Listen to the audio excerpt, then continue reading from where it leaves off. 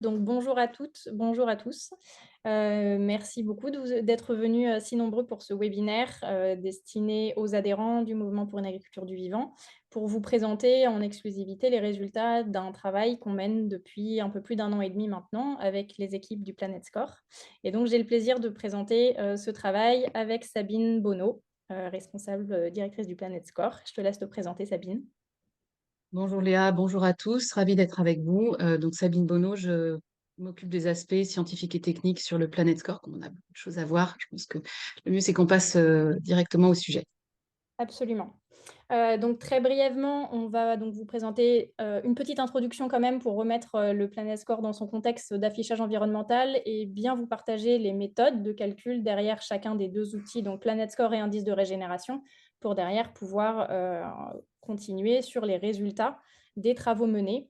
Donc, un travail principalement sur les filières végétales. On va vous présenter les résultats, quelques résultats préliminaires sur, les filières animales et notamment bovines. Et puis enfin, quelques résultats aussi de travaux qui ont été faits pour montrer, la synergie entre les outils et la manière dont on peut l'utiliser pour, faire progresser et valoriser ces filières en agroécologie. Et donc il y aura une session de questions-réponses à la fin. Donc n'hésitez pas à mettre, au fur et à mesure de la présentation, à noter dans le chat, vos différentes questions et on les traitera tout à la fin. Donc, quelques rappels qui vont vous être donnés par Sabine sur l'affichage environnemental. Bon, là, je vais faire très vite, la plupart d'entre vous sont sûrement parfaitement informés. On est aujourd'hui sur un affichage volontaire qui devrait advenir l'an prochain, qui ne sera pas obligatoire avant l'année suivante. Qui sera plutôt un cadre général dans lequel le gouvernement prévoit de faire ce qui s'appelle un coût environnemental. Ce ne sera pas une étiquette avec des indicateurs, ce sera un chiffre, a priori, sur une échelle ouverte, sur un code non coloriel et voilà, sans détail particulier. Donc, on travaille actuellement avec le gouvernement sur l'articulation euh, de ce dispositif gouvernemental avec l'étiquette Planet Score, qui a clairement émergé comme étant aujourd'hui la seule qui soit déployée sur le marché français et également sur le marché européen, puisque on a la chance que la France soit l'État membre leader en Europe sur ce sujet. On a une directive Green Claims dont la proposition a été publiée le 22 mars et qui aménage justement cette articulation puisqu'elle a posé comme principe clé qu'il n'y avait pas de méthode de référence standard unique en Europe possible, notamment pour 3 secteurs, l'agriculture, la pêche et le textile. Donc pour ce qui nous concerne, en fait, ça ouvre vraiment la voie et c'est la raison pour laquelle on articule depuis plusieurs mois à une coexistence de systèmes avec le dispositif gouvernemental. Pour terminer quand même sur la partie, si tu peux passer à la suivante. Voilà. Pas de méthode de référence unique, mais des conditions à respecter pour opérer sur le marché, conditions pour lesquelles on a fait du plaidoyer. D'ailleurs, pour une agriculture du vivant a fait partie des structures qui sont venues avec nous à la Commission européenne et au Parlement. Et donc, les conditions sont des questions de transparence, de gouvernance, d'accessibilité, TPE, PME, etc., qui sont les conditions qu'on souhaitait voir advenir dans la directive. On a été assez pivot, on va dire, pour faire inclure ça. Donc, pas d'obligation l'an prochain, ni en digital, ni on pack. Par contre, ça ne veut pas dire qu'il ne faut pas y aller, hein. Je pense qu'il y a quand même un enjeu pour les entreprises à communiquer sur les enjeux environnementaux. Pas d'obligation non plus on pack, même ultérieurement a priori, tant qu'il n'y aura pas de cadrage européen là-dessus, donc probablement pas avant 2026. Et donc, cette pluralité que j'ai évoquée, on vous a mis ici un extrait de la Commission européenne, ce qui a été publié le 22 mars et qui est inclus dans le projet de directive. Passer à la suite. Donc, actuellement, on travaille aux côtés d'un peu plus de 300 marques dans 12 pays. La moitié ne sont pas françaises. On est en unpack dans 30 pays. 80 marques sont passées unpack à ce stade. Voilà, tu peux passer. Et vous le savez probablement également, mais le Planet Score a été externalisé. Donc, c'est aujourd'hui un outil indépendant avec une double structuration, une entreprise à mission qui assure le déploiement et puis un fonds de dotation d'intérêt général dont la gouvernance est assurée uniquement par des experts, des scientifiques et des associations. La gouvernance est majoritairement sur les experts et les scientifiques. Et sur ce collège de scientifiques pour une agriculture du vivant fait partie des membres. Voilà l'étiquette. On va la voir à foison tout à l'heure, donc je ne vais pas rentrer dans trop de détails, mais donc une note agrégée en partie haute, 3 sous-indicateurs qui sont ceux qui sont pertinents pour les consommateurs. Je ne vais pas vous remontrer aujourd'hui les études consommateurs, mais s'il y a des questions là-dessus, on pourra les évoquer à la fin. Et aussi bien en spontané qu'en assisté, ce sont clairement les indicateurs qu'ils demandent sur l'alimentaire. Et pour tous les produits qui contiennent plus de 5% de la masse avec des produits issus de l'élevage, on a un indicateur coloriel en 3 niveaux, alors par filière, hein, qui permet de refléter à quel système d'élevage, quel mode d'élevage on a affaire. Juste pour info, et on va passer très vite là-dessus également, mais en cas de question, on a également lancé un pilote cette année sur l'étiquette intégrale, puisque un de nos enjeux, et c'est un enjeu fort hein, qu'on partage avec pour une agriculture du vivant, c'est de faire en sorte que ces améliorations, la valorisation de ces améliorations puisse revenir à l'amont et notamment vers les agriculteurs. Donc ce dispositif transparence intégrale, au-delà du fait qu'il regarde aussi les enjeux d'origine et notamment d'ultra-transformation, regarde aussi la rémunération des producteurs. Donc voilà, rendez-vous l'an prochain quand on sera en phase de déploiement plus important là-dessus. Mais c'est un des messages clés, hein, c'est la valorisation de l'amont. Pour info, il y a également la même étiquette déposée avec le Nutri-Score dessus pour ceux qui sont sur Nutri-Score. Pour ce qui est de la méthode, donc là, ça y est, on rentre dans le cœur du sujet. Le référentiel Planet Score utilise à la fois des données issues des bases de données d'analyse de cycle de vie, donc Agribalise, qui elle-même compile un certain nombre d'autres bases de données internationales, notamment EcoInvent, avec des correctifs que je vais passer rapidement tout à l'heure, et puis également des indicateurs complémentaires. En résumé, 25 indicateurs au total. Et pour calculer les étiquettes, on intègre les produits. Alors, on est assez souvent sur des produits transformés, même si on peut très bien travailler aussi sur des produits bruts, vrac, en filière végétale.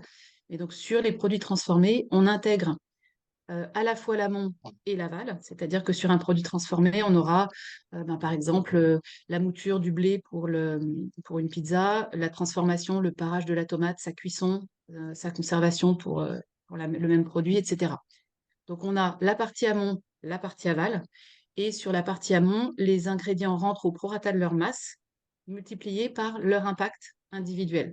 Et vous allez le voir dans les simulations, les impacts peuvent ne pas être directement corrélés à la masse. Donc ça peut donner lieu à des scores contre-intuitifs quand on est sur des produits mixtes, notamment avec des produits issus de l'élevage. Donc le critère mode d'élevage, lui, ne rentre pas dans le calcul du score. Par contre, l'origine, c'est une question qui nous est souvent posée, rentre dans le calcul par le biais d'une modulation liée à la politique environnementale du pays d'origine, qui est évaluée par l'université de Yale. Donc ça, c'est actualisé tous les 2 ans et qui score, entre guillemets, tous les produits du monde. Donc, par exemple, typiquement, les pays européens ont souvent un bien meilleur score que la Chine ou le Brésil. Voilà. Et donc également, dans cette méthode, les ingrédients sont qualifiés en fonction des modes de production, et c'est là que rentre hein, la question de l'indice de régénération ou des cahiers des charges, filière qualité, pilotés et contrôlés. Donc ça, c'est une diapo qui tente de résumer. Donc en partie haute, vous voyez la partie analyse de cycle de vie, données primaires, avec les 12 indicateurs sur les 16 d'Agribalise qui sont mobilisés. Si tu peux passer sur la diapo d'après, c'est juste pour vous montrer lesquels ne sont pas dedans. Alors, ils ne sont pas sur cette diapo, désolé. Ça, c'est ceux qui sont corrigés sur les 12 qui restent. On corrige le climat pour le facteur d'émission du protoxyde d'azote. Sur le méthane, on utilise le PRG étoile à 50% et pas seulement le PRG 100. Sur tout ce qui concerne particules fines, acidification, eutrophisation terrestre, ces éléments-là en ACV sont essentiellement dépendants, enfin ils sont très forts surtout sur l'élevage, et sur l'élevage, ils sont essentiellement dépendants du temps passé à l'herbe ou sur surface vivante, on va dire. Donc ça, c'est également modulé au prorata du temps passé à l'extérieur. Vous verrez que c'est un des éléments importants dans la méthode. Et puis également l'usage des sols qui est corrigé, là aussi, hein, selon les dernières publications scientifiques, notamment en ACV par Brad Ridout, au prorata de l'usage des prairies permanentes dans la surface qui permet le feed. Donc, ces indicateurs sont rassemblés en 4 blocs que vous avez vus tout à l'heure. Et au-delà donc, des données d'analyse de cycle de vie qui sont assez pauvres, notamment sur les enjeux biodiversité, mais pas que, on a, et donc ça se lit en vertical, un certain nombre d'indicateurs complémentaires. Donc, au total, 12 issus des données d'analyse de cycle de vie, 13 qui sont des indicateurs complémentaires sur les OGM, sur l'irrigation, sur les emballages, hein, puisqu'on va jusqu'à l'aval. Donc, ce n'est pas parce qu'on va en parler peu aujourd'hui que ça n'existe pas dans le score. Et là, on a des correctifs à faire, notamment sur la fin de vie des pollutions plastiques. Et puis, un bloc important qui est en vert ici, pratiques agricoles. Alors, c'est un terme très générique, mais c'est typiquement là, et sur pesticides, qu'on évoque tous les enjeux qu'on va voir aujourd'hui ensemble sur les pratiques à l'échelle des fermes et les cahiers des charges sur des trajectoires de progrès. Voilà, donc sans rentrer dans les détails, vous voyez là également sur la partie, c'est un petit peu plus clair ici, la partie climat, on a effectivement un effet de loupe également sur la déforestation, le transport par avion des ingrédients, le stock de carbone pour valoriser tout ce qui n'est pas en additionnalité, ce qui est un des gros soucis de l'ACV aujourd'hui, de l'analyse de cycle de vie. C'est que sur les systèmes qui sont déjà vertueux, mais on pourrait parler aussi des systèmes en agriculture de conservation depuis longtemps, en culture annuelle, ces systèmes-là ne sont pas valorisés dans les calculs de flux une fois qu'on a atteint une forme de plafond en stockage, ou en tous les cas qu'on stocke beaucoup moins en tendanciel. Donc ça, c'est quelque chose qu'on remet également dans les indicateurs complémentaires. Un focus sur les engrais de synthèse qui sinon sont totalement invisibles en ACV. Or, je pense que tout le monde l'a vu, mais dans la planification écologique qui a été publiée en juillet, le premier enjeu climat de notre secteur, ce sont les engrais de synthèse. Et puis après, on a des modulations pour les entreprises qui font l'effort d'avoir des appros locales et qui ne sont pas sur des produits hors saison, dans des serres chauffées avec de l'énergie fossile. Voilà, donc là, j'essaye de passer vraiment en revue de manière très, très rapide. Et vous voyez que à droite, vous avez le type de résultat. On vous montrera des extraits de la plateforme tout à l'heure. Ça, ce sont des petits bouts de screenshot de la plateforme. Donc, ça sort des chiffres. Et ces chiffres, vous allez le voir ensuite, sont répartis sur des échelles de 0 à 100 pour faire les lettres. Donc, sur ce qui est reflété en résumé et un petit peu plus lisible que le grand schéma que vous avez vu tout à l'heure, sur le climat, les enjeux sont les engrais azotés de synthèse et notamment les émissions de protoxyde d'azote, ainsi que la mobilisation d'énergie fossile à la production, bien sûr. Le méthane, qui est le deuxième gaz à effet de serre du secteur. Le CO2, et là, il faut être conscient que c'est souvent 10-15% des scores climat, donc c'est peu prégnant. Et puis l'enjeu majeur de la déforestation importée. Alors c'est pareil, cette diapo, on ne l'a pas changé depuis 2 ans, mais cet élément-là est également celui qui a été mis en avant, c'est le point 3 dans la planification écologique du gouvernement. C'est vraiment un point clé qui est très influent sur les notes, à la fois directement sur les produits importés, par exemple cacao, sucre, coco, quand on est sur un pays qui est susceptible de déforester pour produire ces ingrédients-là, ces matières premières, sauf s'il y a une certification sur la déforestation, et également indirectement par les produits issus de l'élevage, notamment via les tourteaux de soja. Et puis, en point positif, le carbone stocké dans les sols, on l'a évoqué tout à l'heure, à la fois dans les prairies, notamment les prairies permanentes, même s'il y a également un petit bonus sur les prairies temporaires, et puis les pratiques agricoles, dont la fertilisation. Sur la partie biodiversité, les critères ACV donc, qui sont inclus dans la méthode, ce sont les 3 eutrophisations, sol, rivière, littoral, l'acidification de l'air et l'usage des terres. On pourra l'évoquer si vous avez des questions là-dessus, mais en fait, en élevage, les émissions d'ammoniac sont un enjeu qui est plus fort que le méthane. Donc, c'est à avoir en tête, puisque ce sujet-là est corrélé au temps passé à l'extérieur. Et dans le référentiel externe, vous avez notamment le bloc pratiques agricoles, qu'on va vous montrer un petit peu plus précisément, qui passe en revue tout un tas de sujets, la fertilisation, le travail du sol, la diversité des assolements, la présence d'éléments semi-naturels, également l'usage de l'eau, et puis tout ce qui concerne les biocides. Donc au-delà de ça, la déforestation à nouveau, dans cet enjeu également biodiversité, les OGM, et puis la modulation en fonction du pays d'origine, ainsi que pour la partie aval, les plastiques. Ça, c'est l'arbre de décision de la partie biodiversité à la parcelle. Et là, vous n'aurez, je pense, pas de surprise. En tous les cas, il n'y en a eu aucune dans le travail avec Léa et les équipes sur ce sujet. En fait, donc ce travail a été réalisé avec l'INRA, une unité qui est spécialisée depuis assez longtemps sur les enjeux d'agro-environnement, avec donc cette publication. Cette prépublication est maintenant disponible depuis un peu plus d'un mois sur notre site internet. Vous avez ici le lien où vous pourrez aller la télécharger pour avoir toutes les explications.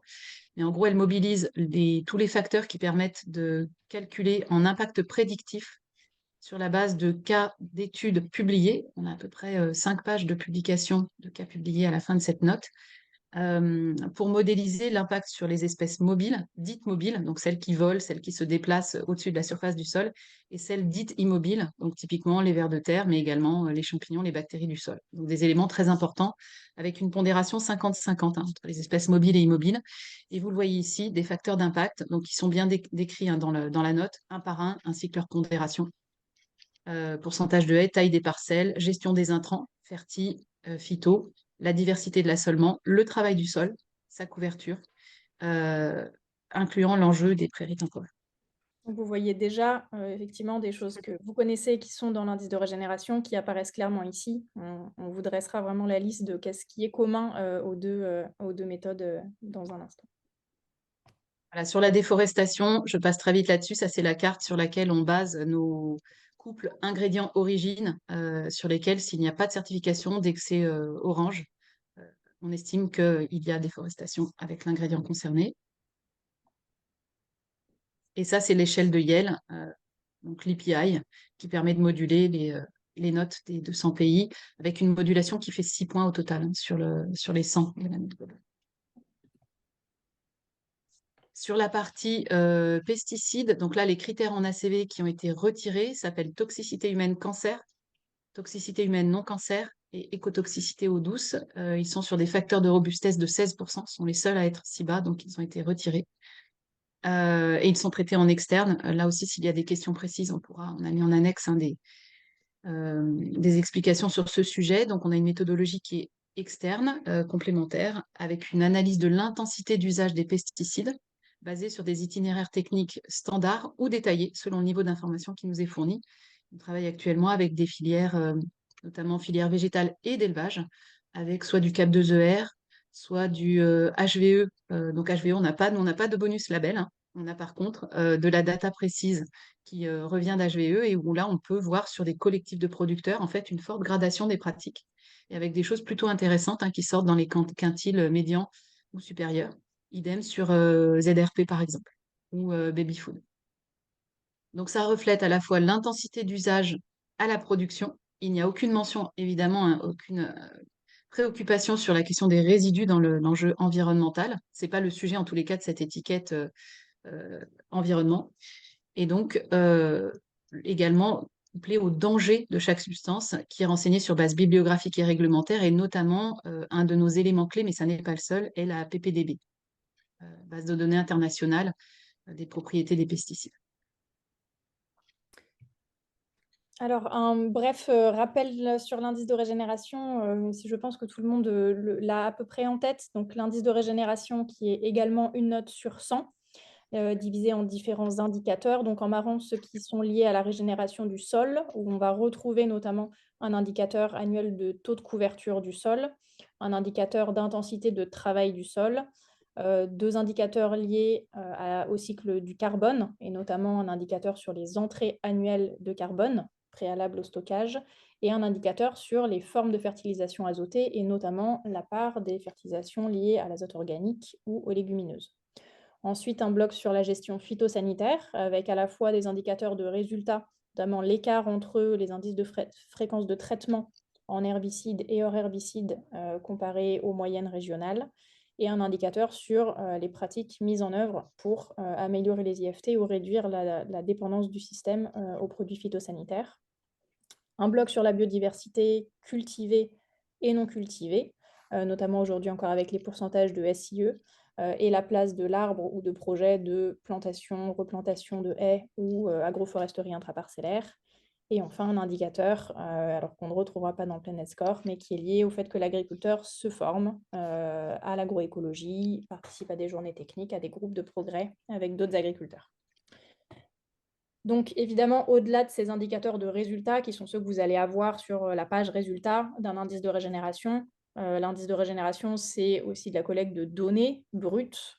Donc vous pouvez voir en haut des exemples de données d'entrée qui vont être des tailles de parcelles qu'on connaît grâce à la saisie du parcellaire, des pourcentages de SIE, mais aussi des doses d'azote minéral, même si vous ne le voyez pas de cette manière dans la page de résultats.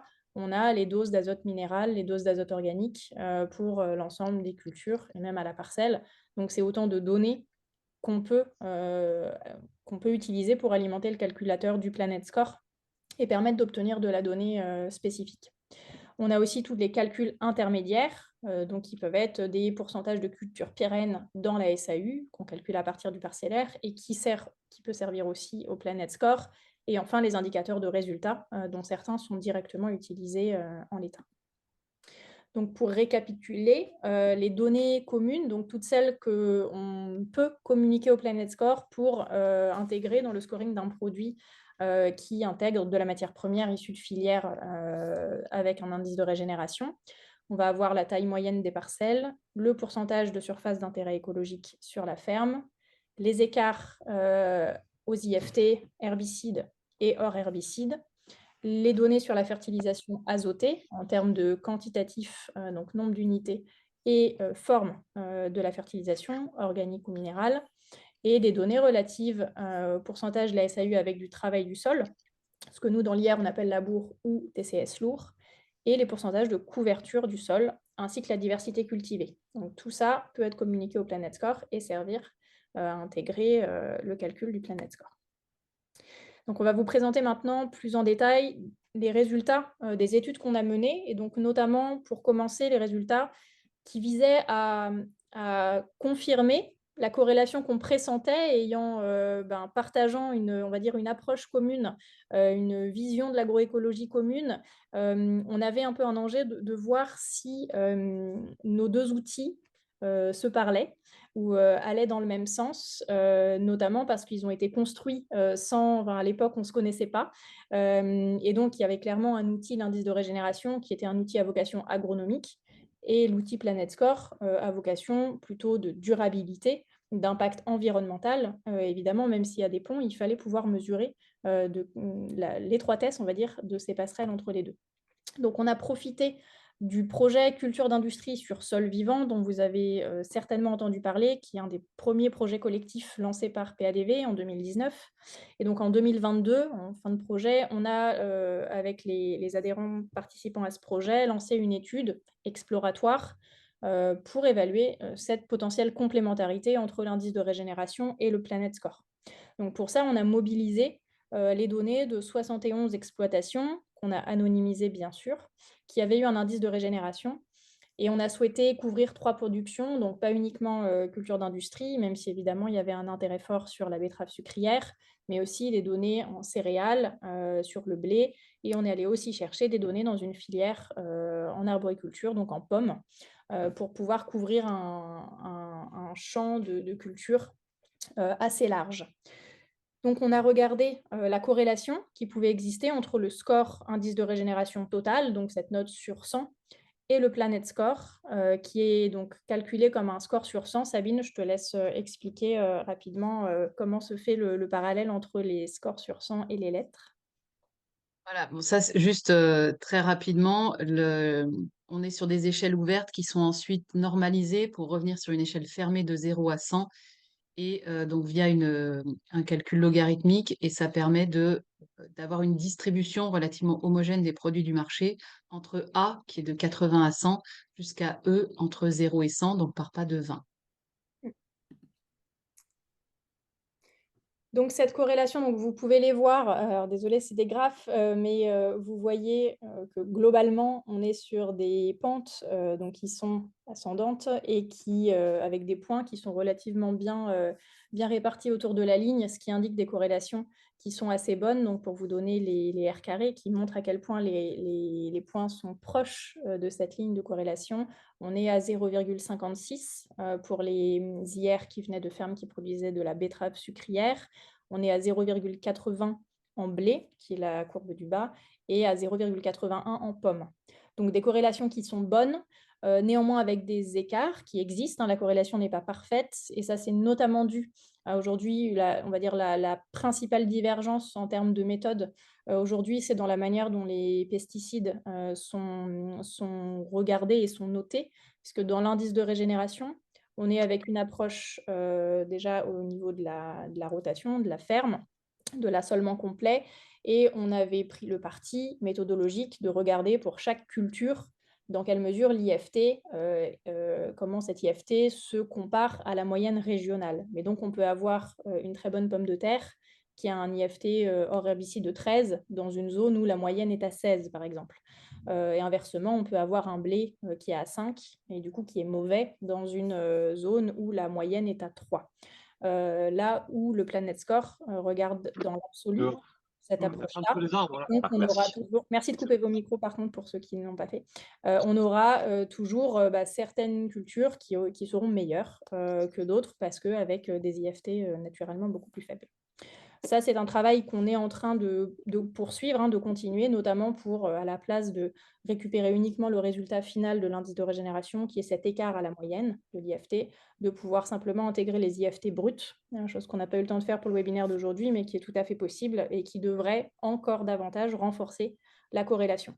Donc, pour faire, très schématique, qu'est-ce que ça veut dire une bonne corrélation? Ça veut dire qu'une ferme qui a un bon indice de régénération va avoir un bon Planet Score et vice versa.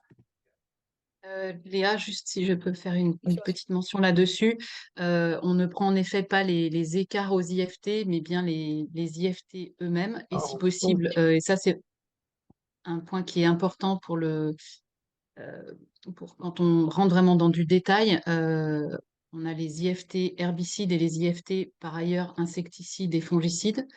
Euh, Effectivement, comme c'est écrit là, certaines productions, et c'est pour ça qu'il y a une orientation vers la diversification des assolements avec des cultures qui ont besoin de moins de protection. Mais typiquement, c'est vrai qu'une avoine ou un sarrasin, les itinéraires techniques standards sont en général beaucoup moins intensifs en phyto qu'une pomme de terre ou une betterave sucrière. Donc effectivement, dans le Planet Score, ça, ce sont des éléments qui sont visibles et c'est l'élément principal, hein, qui fait qu'il y a voilà, pas une corrélation complètement parfaite avec l'IR, même si la corrélation, hein, vous le voyez là, avoir des R2 entre 0,6 et 0,8, c'est vraiment déjà 0,8, c'est très très bon. absolument.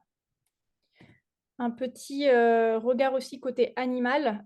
Donc ce travail s'est concentré sur le végétal aussi à une époque où on n'avait pas encore d'indice de régénération, sur les filières animales. On a pu faire un petit travail, je dirais juste avant le lancement officiel de l'indice de régénération bovin, donc notamment utiliser les résultats de certaines fermes, qui avaient été, mesurées avec l'indice de régénération bovin pendant les tests de l'outil.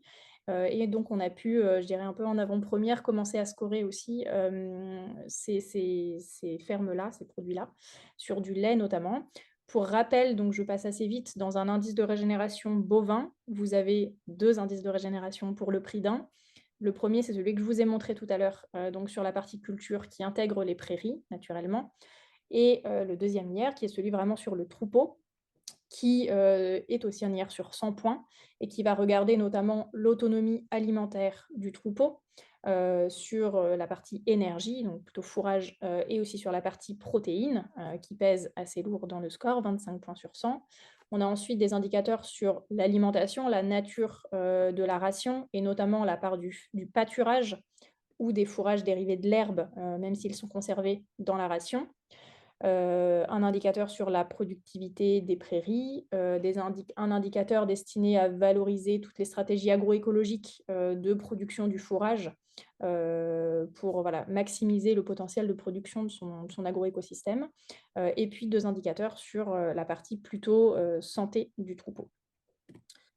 Donc les données aujourd'hui qui sont dans, les 2 indices de régénération mesurés sur une ferme, en élevage ou en polyculture élevage, vont être le pourcentage de prairies permanentes, dans les surfaces herbagères, le pourcentage de SIE, le pourcentage de temps dans l'année passée à l'extérieur par les animaux, le pourcentage d'herbe et de foin dans la ration, donc foin, se comprend hors, maïs en silage, le pourcentage de soja sans garantie sur la déforestation importée. Donc nous, ce n'est pas une information qu'on a en tant que telle dans l'indice de régénération. Vous le savez si vous avez assisté au lancement de l'outil, nous, on va surtout demander l'origine des produits quand il y a des achats qui sont faits, donc notamment avec 3 catégories, une catégorie locale, une catégorie France et une catégorie hors de France. Donc là, dès qu'on sera en hors de France, on tombera là-dedans dans ce pourcentage de soja sans garantie sur la déforestation importée. Ce qui n'empêche pas par ailleurs d'apporter, si on sait qu'on est dans une filière sans déforestation, d'en apporter la preuve. Idem pour le pourcentage de soja sans garantie sur les OGM, ça va être dans l'IR, ce qui est hors France. Et donc, on a aussi, ce qu'on a vu tout à l'heure, les données d'écart aux IFT herbicides moyens, idem pour les hors herbicides, donc insecticides et fongicides.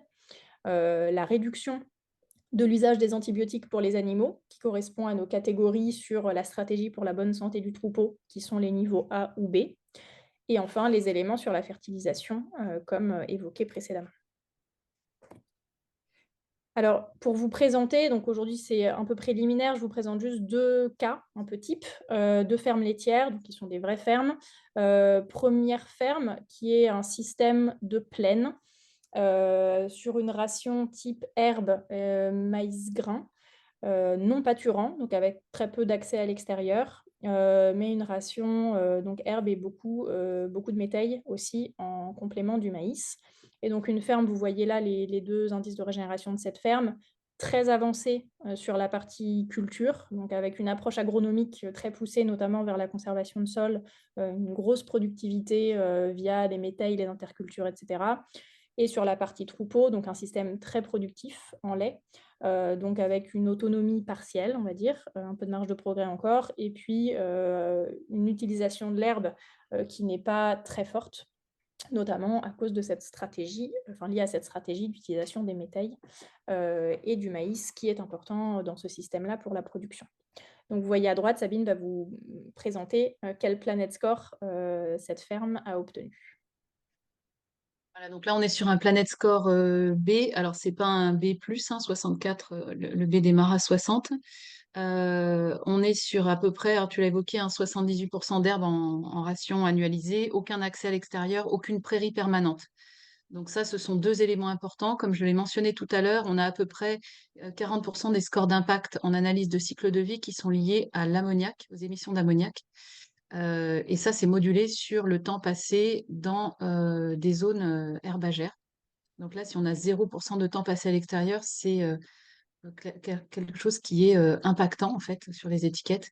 Et idem sur la question des prairies permanentes qui permettent de ne pas être en concurrence feed food sur les productions d'élevage, hein. Là, on est à 0%. Donc voilà, c'est un élément qui pèse aussi. Ensuite, on est quand même sur une ration qui a près des 2/3 et est garantie sans OGM. Sur un peu plus de 50% qui est également garantie sans déforestation. Et par contre, des itinéraires techniques pesticides standards. Là, il n'y a pas vraiment d'éléments là-dessus. Un point important, quand on n'a pas de data, ce qui arrive sur certains blocs, parfois hein, des data, et ça peut même arriver sur la totalité, quand on n'a pas du tout de data, on chiffre quand même, on évalue sur la base des données standards défavorables. Donc pas les données moyennes, hein, mais vraiment les données défavorables par défaut. Donc là, typiquement, si on n'a aucune indication sur les itinéraires techniques, ou sur la déforestation, ou sur l'accès à l'extérieur, on prendra vraiment les données de base. Donc là, ce n'était pas le cas, on avait de la data. Et donc, ça donne également un mode d'élevage. Là, c'est pareil, hein, s'il y a des questions là-dessus, on a mis les grilles en annexe. Mais pour être en orange sur des systèmes laitiers, de mémoire, je crois qu'il faut avoir au moins 2 mois à l'herbe, 2 mois dehors, et en vert, 3 mois par an. Alors, il y a Deuxième d'autres critères, hein, je ne rentre pas dans les détails sur le reste, on pourra voir les grilles plus tard. Deuxième système, donc assez différent. Là, on est sur un système herbagé avec beaucoup de pâturage et qui est un système qui est bio. Donc avec les 2 scores indice de régénération que vous voyez à l'écran, donc 71 sur la partie culture prairie et 86 sur le troupeau. Donc là, on est sur une ferme alors assez, je dirais, représentative d'un système herbagé bio, c'est-à-dire beaucoup de prairies, mais une gestion agronomique sur les cultures annuelles et aussi sur les implantations des prairies qui sont assez classiques en termes de travail de sol, donc profond, du labour. Ce qui se reflète notamment dans le score sur les indicateurs sol. Et sur la partie troupeau, donc une ferme qui est très autonome, avec une ration très, très, très largement basée sur de l'herbe et un niveau d'autonomie qui est aussi très important. Donc globalement, un excellent score sur la partie troupeau. Et vous voyez, ça se reflète largement dans le Planet Score de cette ferme. Oui, donc là, alors tous les laits bio ne sont pas quadruple A. Celui-ci était quand même un échantillon vraiment très, très calé au niveau agronomie, autonomie, etc. Les éléments hein, qui pèsent lourd, c'est quand même une autonomie. Alors, un pourcentage d'herbe et de foin, euh, 97% en moyenne annualisée. C'est très rare, même en bio, hein, qu'on ait des systèmes laitiers aussi herbagés. À peu près 62% en moyenne annualisée de temps passé à la pâture. 2 tiers des surfaces en herbe sont des prairies permanentes, ce qui là aussi hein, n'est quand même pas si fréquent. Il n'y a pas de feed déforestant dans dans cet élevage et il est en bio. Donc ça, c'est en fait ça dit simplement il n'y a pas d'intrant de synthèse.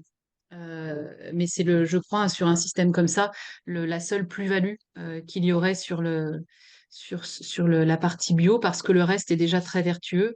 Et ça peut arriver que sur des systèmes qui sont non labellisés, on a le cas également en viande, même alors, label rouge ou parfois même sans label du tout, avec des élevages qui sont voilà, sur ce type de profil, modulo les intrants de synthèse et qui arrivent à des très très bons scores.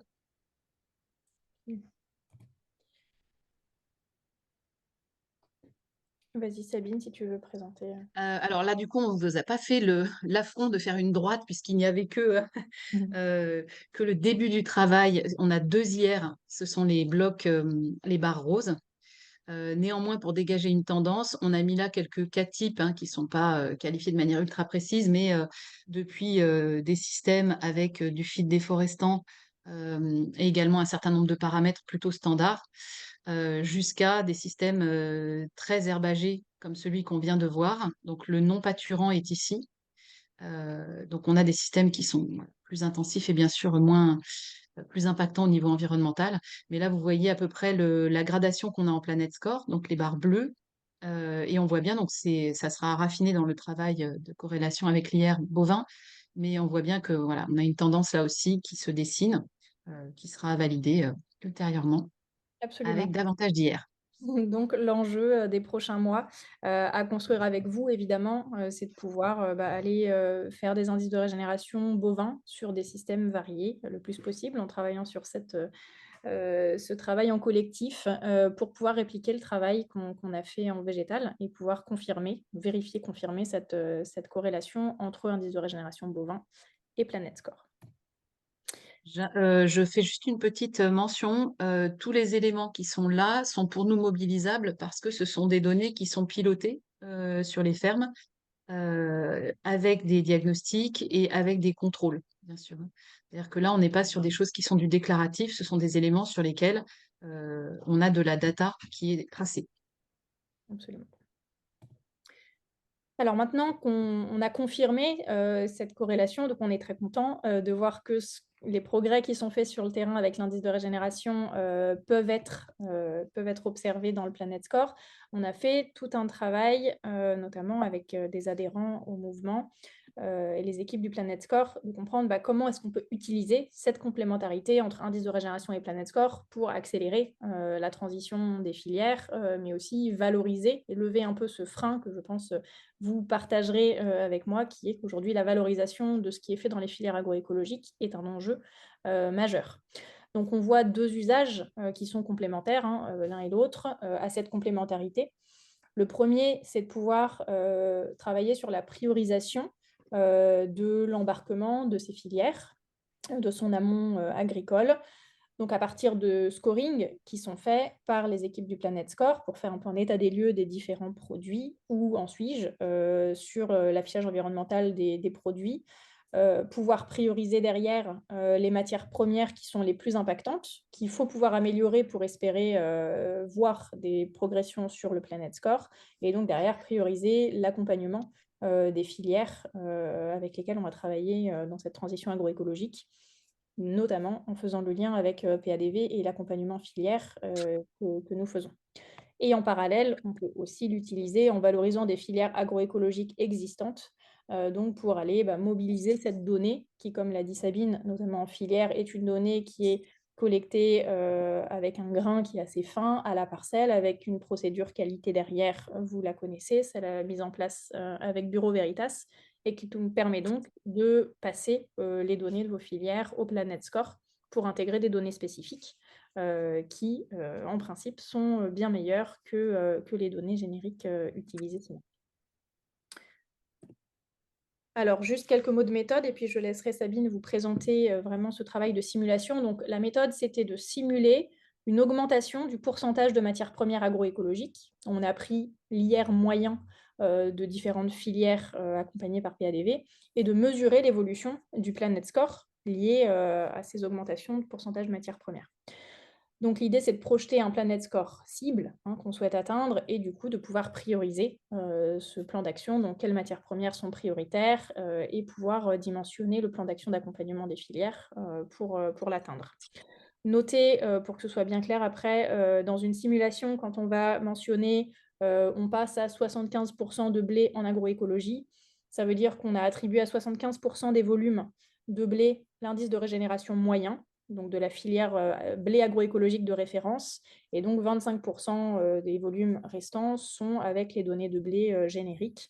Et vous avez ici remis l'IR moyen de la filière betterave sucrière, donc c'était les indices de régénération faits dans le cadre du projet culture d'industrie sur sol vivant, qui était en moyenne un IR total de 58. Donc derrière, évidemment, il y a aussi toutes les données moyennes sur les différents sous-indicateurs de l'IR. Sur le blé, on était à 65 et sur la pomme, on était aussi à 65. Donc Sabine, je te laisse peut-être présenter ce premier exemple. Ça marche.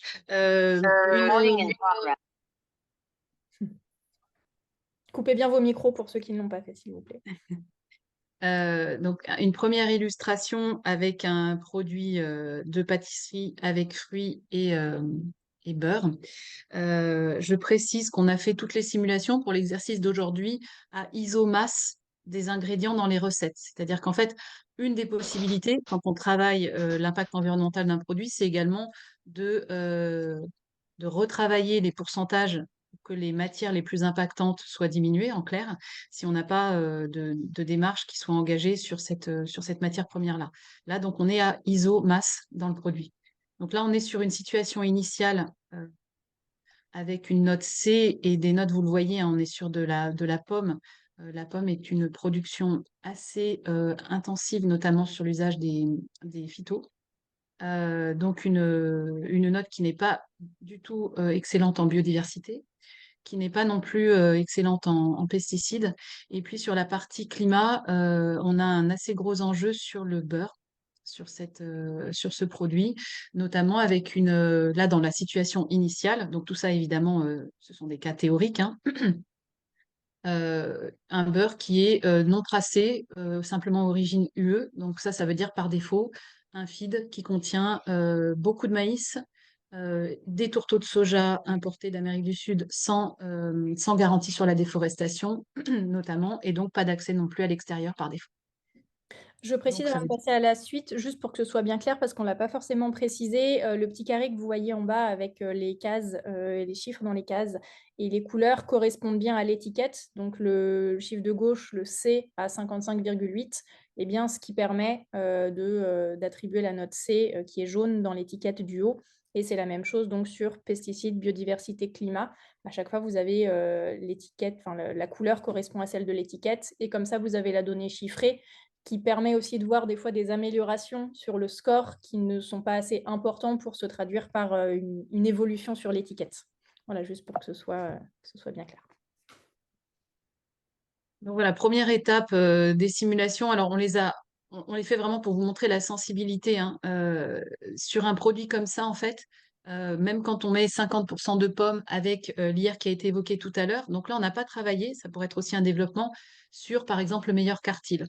Ça, on pourra vous montrer sur voilà, d'autres exemples sur des filières. Ça permet de montrer également qu'il y a une traction, c'est-à-dire que si toute la filière progresse vers le haut du quartile, bah là, on a des impacts qui sont plus favorables et on a des notes qui s'améliorent. Donc là, si on passe à 50% de pommes agroécologiques avec l'IR mentionné tout à l'heure, On n'a pas de changement de catégorie, mais vous voyez qu'on a déjà des améliorations de notes et les indicateurs climat et biodive qui gagnent déjà un cran. Pesticides est quasiment à 40, hein, vous voyez 39,6.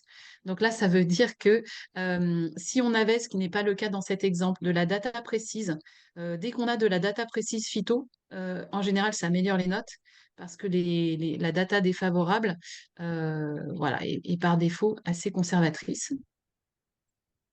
Tu peux passer. Oui.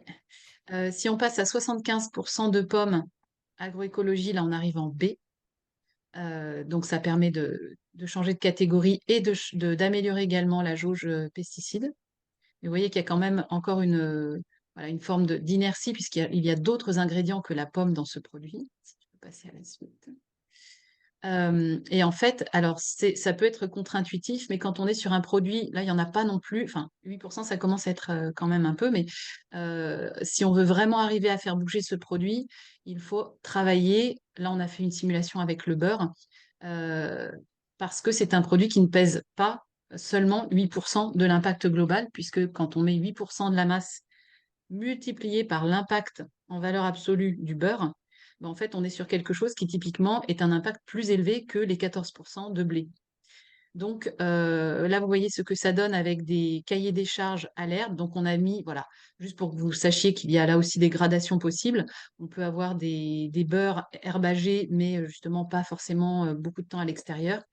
Donc là, vous voyez ce type d'étiquette. On a des évolutions de score, mais ça se voit essentiellement simplement sur le mode d'élevage. Mais on voit que là, on est en train d'embarquer dans voilà, dans la bonne direction pour arriver à atteindre une vraie amélioration de notes. Et si ensuite on rajoute du sucre tel qu'il est aujourd'hui dans les filières agroécologiques, on arrive à un score qui est, pour le coup, voilà, qui gagne un cran sur la totalité des sous-indicateurs. Et là, on est sur un cahier des charges herbe plus, hein, on n'est pas sur la moyenne. Donc là, le message principal, c'est que il y a bien sûr un poids important du fruit, c'est la matière première principale, mais également du sucre et du beurre. Et c'est très largement devant le blé, bien que le blé soit plus important en masse que le beurre et le sucre. Euh, donc on a une augmentation importante du Planet Score quand on engage les différents ingrédients, donc les différentes filières correspondantes, sur des IR croissants. Deuxième exemple, donc ça c'est un exemple produit de boulangerie 100% végétal, justement pour se détacher de cet effet beurre. Donc le point de base est le suivant. Donc là vous voyez un C avec C pesticides, D biodiversité et B climat. Donc point de base avec seulement 10% de filière agroécologique. Si on passe à 85% de blé agroécologique, on passe dans la catégorie B. Et on a également la jauge biodiversité qui gagne un cran. Vous voyez les chiffres hein, également. Si on passe à 85% en plus de sucre agroécologique, on gagne encore un cran sur pesticides et sur climat. Et voilà, juste pour pousser la simulation et voir à quel compte on arrive encore à pousser biodive. Alors, on aurait d'autres paramètres possibles, mais c'est juste pour montrer cet exemple-là. En sucre bio, donc qui ne fait que 10% de la masse, mais ça permet de franchir un seuil sur biodive.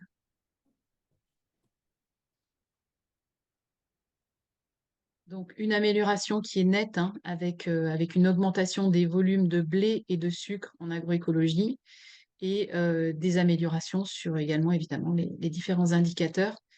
Je pense que cet exemple-là montre bien que quand on est sur des filières végétales, là pour le coup, on a vraiment intérêt à bien travailler les ingrédients qui sont les plus importants en masse. Donc là, hein, le sucre a quand même un impact qui est beaucoup plus important que simplement ce que diraient les 10% de masse. On a très peu de poudre de lait, en dessous de 2%, donc le mode d'élevage n'est pas affiché sur l'étiquette. Mais par contre, la poudre de lait, comme c'est un élément concentré, pèse quand même aussi sur ce produit. Là, on n'a pas fait de simulation, mais de la poudre de lait non tracée, donc typiquement origine monde, qui doit peser pour à peu près 10% du score, voire un peu plus, hein, compte tenu de la concentration. peut avoir un impact sur des produits qui sont plus concentrés en poudre de lait. Et parfois, ça c'est également contre-intuitif sur des produits où on serait à 4 ou 5 de poudre de lait. On a un intérêt à travailler sur cet ingrédient-là également.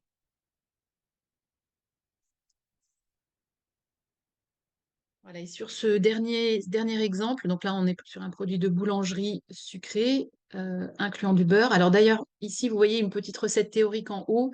Celle-ci, on l'a mise à 100%. Les précédentes, vous l'avez vu, on les avait mises à 97, 98%. On arrive à faire les calculs d'impact à partir du moment où on a au minimum 98% des masses dans l'ordre décroissant des masses des différents ingrédients. Donc là, vous avez la situation initiale, hein, pareil, qui est ce qu'elle est. Évidemment, il y a des étiquettes plus dégradées que ça, mais c'est déjà améliorable. Si on a simplement 10% de sucre, filière agroécologique, pas de changement de catégorie. Si on passe à 50, on commence à avoir un mouvement, notamment sur l'indicateur climat. Mais voilà, pas de mouvement supplémentaire. Vous allez voir à la fin pourquoi. Si on est à 50%, non pas de blé, mais de sucre, avec l'IR qui a été montré tout à l'heure, pareil, une amélioration de l'indicateur climat, mais l'étiquette, enfin le score global ne change pas. Si on est sur à la fois 50% de blé, IR moyen, et de sucre, là, on n'a pas de changement de catégorie encore, mais on est très proche de la catégorie B, mais avec quand même une amélioration qui commence à être visible puisqu'il y a un cran qui passe sur biodiversité. Et là, en fait, le message principal sur ce produit-là, c'est que, contrairement à ce qu'ont l'air d'indiquer les masses, on a 6% de beurre. En fait, le beurre pèse lourd. Donc, alors on va le voir dans l'étiquette du bas sur la dernière partie, mais également, donc, pour arriver à vraiment améliorer ce produit compte tenu de la masse de blé et de la masse de sucre, il faut passer soit sur des filières qui ont davantage avancé en agroécologie et être à 100% là on a fait une simulation à 100% de vraiment blé avec des IR forts, plus 50% de sucre. Alors là, on l'a laissé tester un peu les paliers, hein. On l'a laissé en sucre agroécologie IR moyen. Ça permet de passer en catégorie B.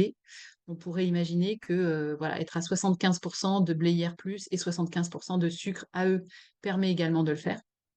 Et puis sur du beurre, donc là, cahier des charges à l'herbe, on est sur du cahier des charges plus, hein, donc on n'est pas forcément en bio, mais on est sur des cahiers des charges herbagés. Là, on est un passage également en catégorie B et une amélioration du mode d'élevage. L'étiquette peut être variable. Là, on vous a mis 2 étiquettes B, c'est juste pour vous montrer des bornes, en fait, selon que les systèmes sont plus ou moins herbagés, plus ou moins de prairies permanentes et plus ou moins de certification sur l'origine du feed. Donc, en résumé, un poids très fort du beurre et du sucre. Bien que, voilà, en travaillant sur le blé, évidemment, hein, on voit que le score s'améliore. Et un passage quasi obligé sur un travail beurre pour vraiment avancer sur la note. Donc, on va atterrir sur la fin et je dirais le passage à l'opérationnel maintenant. Donc, on va regarder d'une part les modalités pratiques maintenant pour ceux peut-être qui ne connaissent pas encore ou qui n'ont pas encore fait scorer de produits. Donc, Sabine va vous présenter ça dans un instant et puis je conclurai juste après, puis on ouvrira la discussion. Donc, l'entreprise à mission, un modèle économique qui est basé sur un abonnement annuel qui permet de couvrir la totalité des frais de fonctionnement de la plateforme, le travail sur les datas entrantes, la sécurisation de ces datas, des datas sortantes également, etc. Donc les tarifs sont entre 300 € pour les vraiment toutes petites structures jusqu'à 5 000 € maximum avec 5 paliers par an. C'est fonction du nombre de salariés et du chiffre d'affaires. Tous les travaux réalisés le sont bien sûr sous accord de confidentialité, aussi bien les inputs que les résultats ou les échanges. Le dispositif est accessible à toutes les tailles d'entreprise, compte tenu de la gradation de l'abonnement annuel, en B2B, en B2C, mais également pour faire de l'éco-conception. Hein, vous l'avez vu, c'est même la vertu principale de l'outil, au-delà de l'information consommateur. On a besoin et on s'appuie sur les acteurs de terrain qui accompagnent les filières et les producteurs sur ce chemin, la transition écologique, dans la mesure où les indicateurs sont bien pilotés et contrôlés. Donc ça, c'est pour nous vraiment une des grandes vertus hein, de l'indice de régénération, c'est d'avoir accès à de la data brute qui est qualifiée. Et pour nous, la démarche qui est portée par PADV sur cette partie amont est vraiment aboutie et systémique, hein. Vous l'avez vu, il y a tout un tas de paramètres qui sont pilotés et collectés, accompagnés, qui sont pour nous très signifiants dans les calculs, d'où la convergence qu'on observe, hein, sur les outils. Donc, ça fait effectivement un très bon miroir consommateur des efforts qui sont engagés à l'amont. Et donc, on a besoin de ces IR pour les entreprises qui souhaitent faire des allégations spécifiques. C'est une très bonne façon de mobiliser des données pour avoir des Planet Score qualifiés. Chaque entreprise décide ensuite de rendre ou pas ses étiquettes publiques sur tout ou partie de ses gammes et produits. Ça, ce n'est pas, voilà, nous, on n'impose rien à personne. Aujourd'hui, comme je vous l'ai dit, hein, on a plus de 80 entreprises qui sont parties on-pack, plus de 150 qui communiquent déjà en digital. Donc ça, c'est la volonté en fait de chaque entreprise. Et les étiquetages sont actualisés annuellement sur une base de 12 mois glissants. Et les affichages on-pack sont bien sûr valables jusqu'à écoulement des stocks. Euh, alors, ça, c'est juste un exemple de anonymisé euh, de plateforme. Où vous voyez la façon dont apparaissent les produits une fois qu'ils sont rentrés, que les datas sont rentrées, avec les différents scores. Alors là, on aurait pu mettre enfin, la partie du haut avec Planet Score, pesticides, biodiversité, climat. Donc, tu peux passer à la suite, les étiquettes récapitulatives avec leur code. Ça permet également de faire une synthèse de l'offre ou des gammes avec la répartition ABCDE. Tu peux passer également par catégorie ou au global. Ça permet également de se repérer en fait un petit peu dans l'univers concurrentiel. Là, ce sont des anneaux qui sont publics. Donc, c'est pour ça qu'on vous les montre. Les entreprises ont décidé de communiquer sur la totalité de leurs références. On peut passer. Voilà, une autre façon de montrer du benchmark sur là, on est sur de la restauration collective. Voilà, une entreprise qui est sur le deuxième palier actuellement dans son offre actuelle. Donc, il y a déjà eu des trajectoires de progrès. On le voit par rapport à la barre de gauche, hein, qui est du standard non qualifié, mais également des trajectoires de progrès qui sont vraiment encore largement accessibles. Et là, voilà, c'est une autre façon de voir du benchmark. Donc, notamment avec sur tout là aussi anonymisé, hein, des catégories de produits variables qui sont sous le cache gris, mais qui permettent de dire, voilà, quand on est sur un indice 100, ben, les produits qui n'ont aucune qualification, c'est le score qui est en bas, en petit point rouge. Les produits qui seraient vraiment au mieux de ce qu'on peut faire sur chacune de ces filières sont en vert. Et puis on a, alors là c'était pour l'illustration, hein, on pourrait multiplier ces points-là, mais vous voyez en vert tendre, en vert clair, des démarches qualifiées qui existent aujourd'hui dans la plateforme et qui sont des démarches intermédiaires, plus ou moins abouties, d'amélioration environnementale de la filière. Et donc, les petites croix permettent de montrer où se situe l'entreprise sur chacune de ces filières aujourd'hui, avec alors des choses qui, pour l'instant, n'ont pas été du tout traitées sur la partie gauche, et puis des filières qui ont beaucoup avancé, avec des choses qui sont vraiment sur des chemins déjà très positifs sur la droite.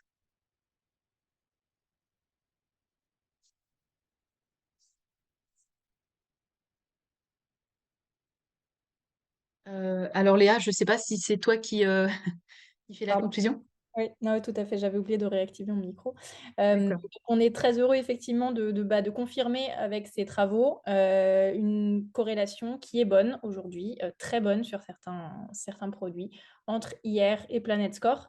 Donc, ce qui confirme ce qu'on soupçonnait depuis un moment, mais donc qui est bien que les progrès qui sont faits, qui seront faits dans les filières sur le terrain et qui seront mesurés avec l'indice de régénération à l'échelle de la ferme sont bien valorisables à travers le Planet Score à l'échelle du produit, ce qui est clairement un élément qu'il faut pouvoir apporter pour permettre aux filières agroécologiques de se développer davantage, que évidemment la réussite de cette conversion de la progression entre indice de régénération terrain et Planet Score produit, bah, ça dépend beaucoup de la composition du produit, du pourcentage des différents ingrédients et de la nature des matières premières, comme vous l'avez vu, avec parfois un poids de certains ingrédients, notamment beurre, sucre, mais aussi matières grasses végétales, type palme, etc., qui est fort dans le Planet Score, hein, lié aux méthodologies qui sont derrière et notamment la CV. Donc que ça permet, voilà, de comprendre ça permet aussi de réfléchir, point de vue stratégique, quelles filières, vont être importantes à accompagner dans la transition pour, avoir, sans trop attendre, des améliorations au niveau du Planet Score des produits qui contiennent ces matières premières. Et peut-être un point d'information, notamment pour tous ceux d'entre vous, qui sont présents aujourd'hui et qui, sont dans les parcours référents, donc pour les membres aval, mais aussi les membres amont coopératives. À noter que pour, construire un peu davantage, les modalités opérationnelles du partenariat, qu'on souhaite construire avec le Planet Score, on vous conviera et la date n'est pas encore fixée, mais ce sera au printemps, probablement mars 2024. On vous conviera à une session pour construire, donc ces sessions des parcours, référents, qui aura pour thématique l'affichage environnemental, pour pouvoir aussi prendre le temps de recueillir, vous, vos besoins, de valorisation de vos filières et s'assurer qu'on y répondra au mieux, dans la structuration de ce partenariat.